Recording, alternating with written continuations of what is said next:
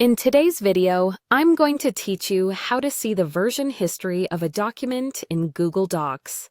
This is an incredibly useful feature, especially when you're collaborating with others or if you need to review the changes made over time. Whether you're working on a team project, writing a report, or just drafting ideas, knowing how to track versions can save you time and give you peace of mind. First, let's talk about why you might want to view version history. Every time you or your collaborators make a change to a document, Google Docs captures and saves that version automatically.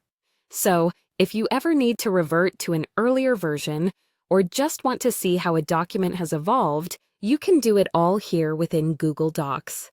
To start, open your Google document.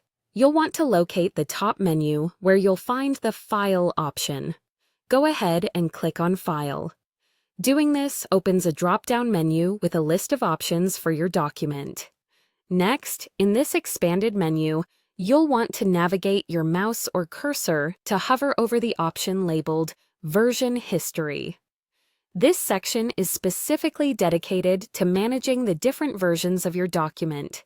By hovering over it, you'll see additional options appear on the right side. Now, from these newly visible options, you need to click on See Version History. This action will open a panel on the right side of your document that lists every saved version of your document, marked by timestamps and the names of people who made changes if it's a collaborative document.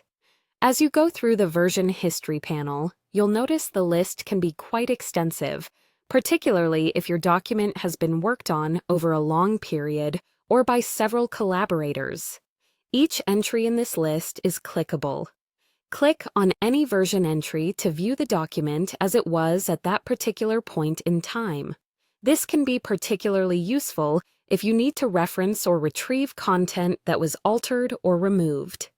Once you're in the version you'd like to review, the view will display changes by highlighting them and showing who made what change when.